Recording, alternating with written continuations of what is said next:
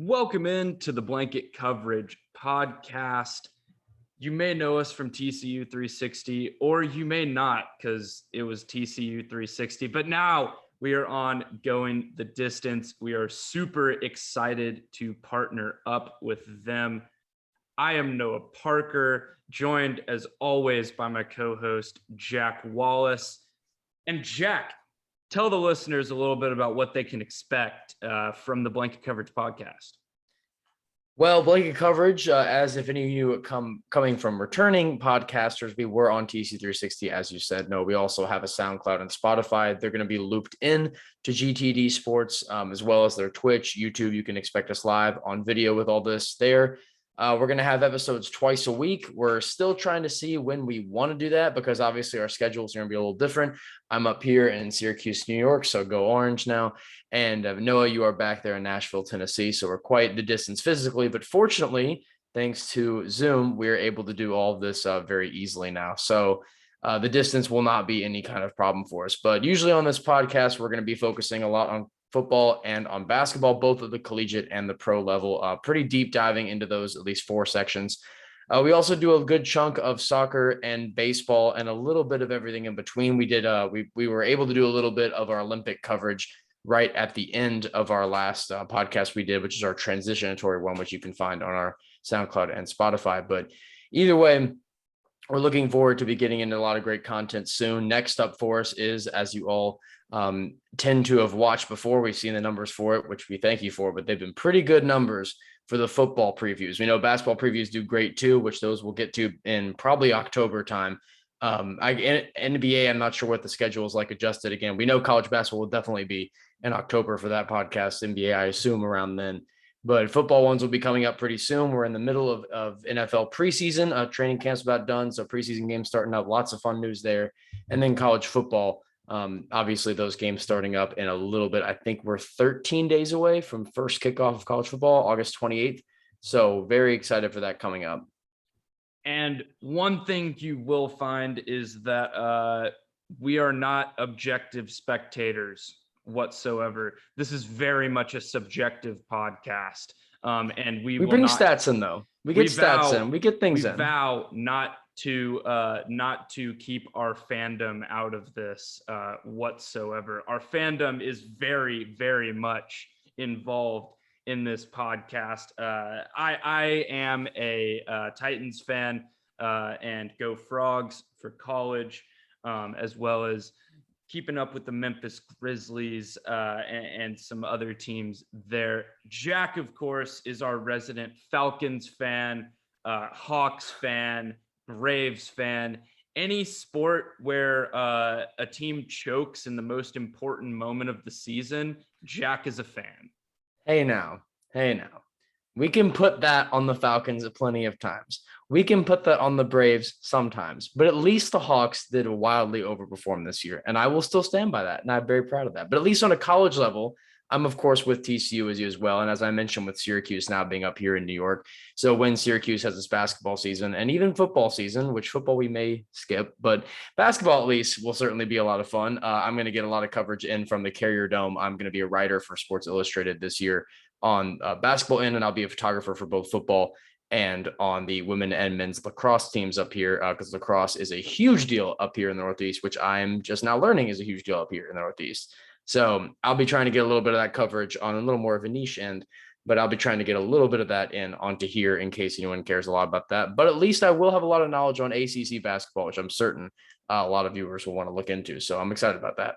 Well, if you've listened to us before, then you know one of my go-tos as far as gambling, which is a very, very near and dear thing to my heart, sports gambling is, you'll know that I often say all Dino Babers does is cover. And I'm ready for Dino Babers to cover some spreads. I'm ready to bet Syracuse plus 36 against Clemson. I'm so ready for it. It's going to be I will be there. That game is actually a Friday night in the Dome this year. So it's a Friday night under the lights. It's going to be probably a bloodbath, if I'm not mistaken. I think that's a very, very non-shocking bet to make, even though we're more than, I think, almost 2 months out from that game. But pretty safe assumption, but hey, I'll get to see Clemson live again. But as a Georgia Tech fan growing up, that's not exactly a welcome sight. But at least if we win, it'll be one of the happiest days of my life. But won't bet on that. Either way, I'm excited for it. We did want to give you a little preview of what you can expect from us, because us talking about it isn't going to do it any justice. Jack has recently notified me that Bleacher Report, as hot takey, I guess, as they tend to be, has now released their top big threes of all time. Is that correct? Do I have that correct? Not actually of all time. That's what makes it a little interesting. This is current. Oh, top big threes currently. Yes, in the top NBA. 8. They took So- eight teams. Yep. So what we're gonna do is I'm gonna have you run these by me, and I will give you my initial reaction. And if you have any reaction too, feel free to chime in here, Jack. All right, I will go in. And again, assume with this as well, grain of salt for anyone listening, either and you, that everyone is healthy here. They're healthy, ready to go. It's not order? primes. This is an order of how Bleacher Report ranked them. This is not on their primes. This is right now and assuming they're healthy. So at least understand that. Number 1, Brooklyn Nets, Kevin Durant, Kyrie Irving, James Harden. No qualms from me there. Zero qualms. Number 2, the Milwaukee Bucks, Giannis, Chris Middleton, Drew Holiday. Okay, I think you can make a very reasonable argument that big three is very much anchored by Giannis. And without Giannis, I don't think Chris Middleton and Drew Holiday show up anywhere near this list together. So, I mean, are they a good big three? Yes, because Giannis is a freak show. But are they the second best big three in the NBA? I don't know about that. If Middleton wasn't so inconsistent, then I think we could argue that. His inconsistencies would hold him back from being way higher. But Middleton also showed up in pretty much every big moment in the playoffs. He did so. And that's coming from someone who's been very critical of Chris Middleton in the past. Next up, we have number 3, the Los Angeles Lakers, LeBron, Russell Westbrook, and Anthony Davis. I think this could have been 2, honestly. I'm high on Westbrook. I don't think the rest of this team, I mean, we talked about it last episode. This team could very, very easily make the finals.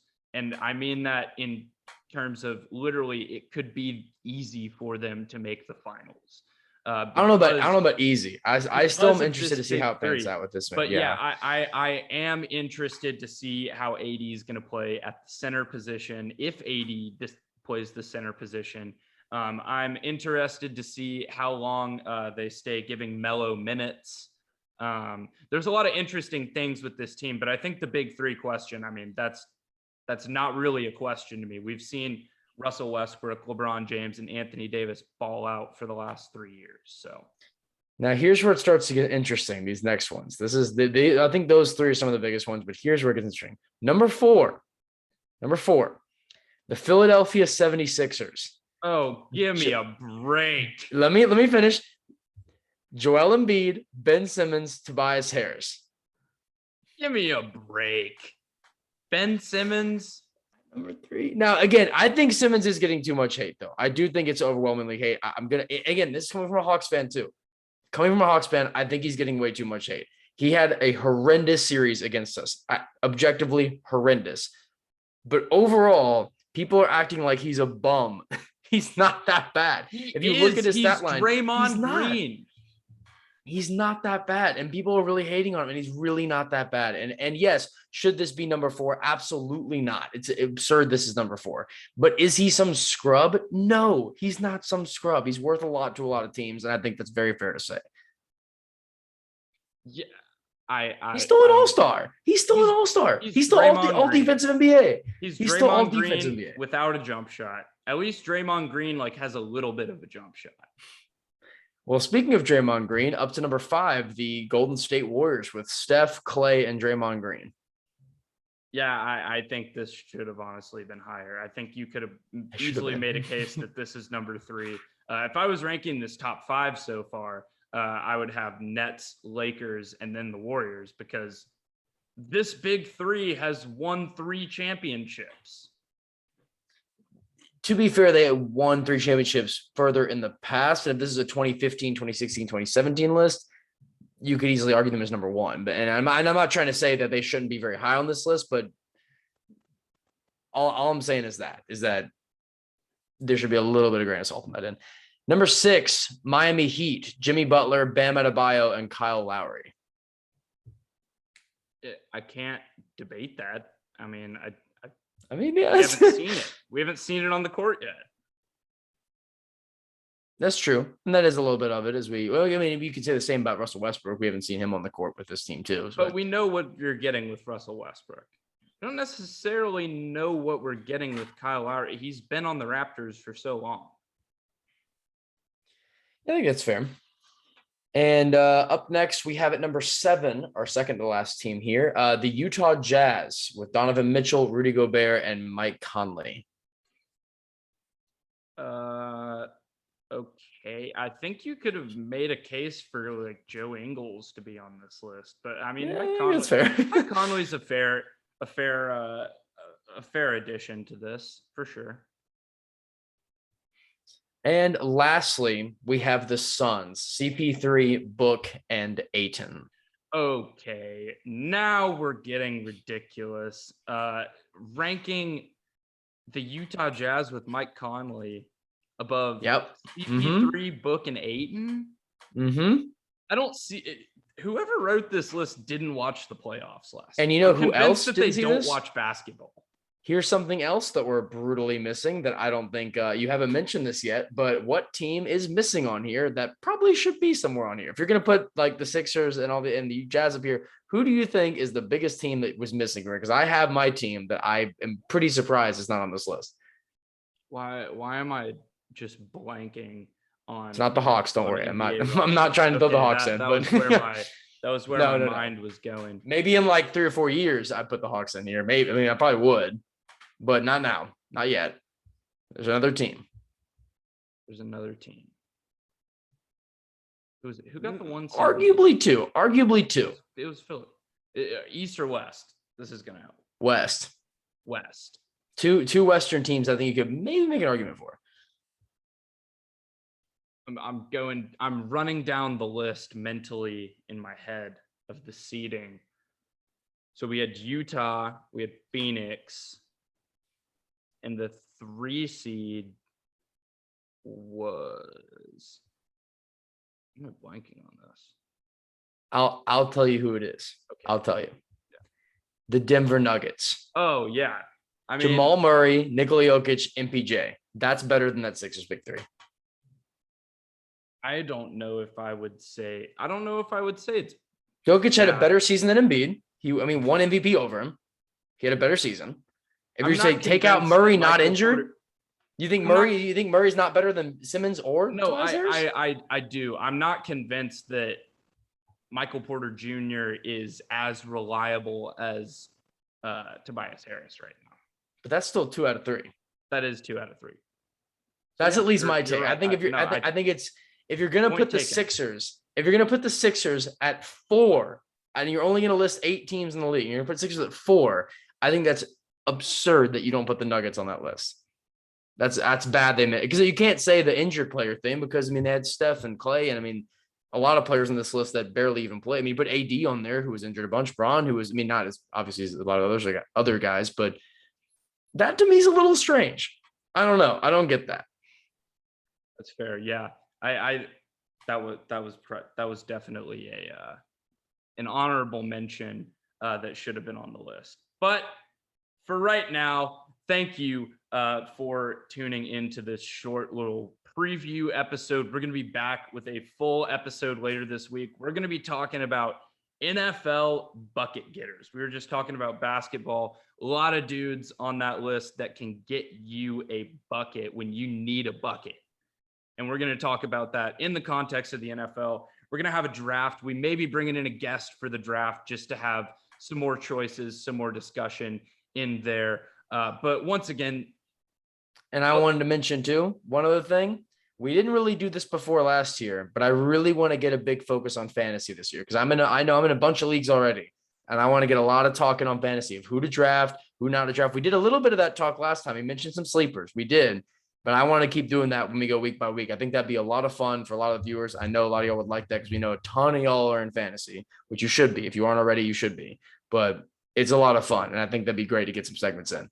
Well, another thing that I completely forgot to announce is that Jack and I are actually going to be co-managing a fantasy team this year. So all of these takes that we're getting to you, our ass is on the line here. Exactly. We are co-managing a team, and these are discussions that we're going to be having pretty much weekly about our lineups and about waiver wires. And yeah, so it's going to be a good way to get us involved in fantasy together in a way that we haven't been in the past, because I have my home league, you've got your home leagues. But now we are doing a 12-team league co-managed by different podcasts.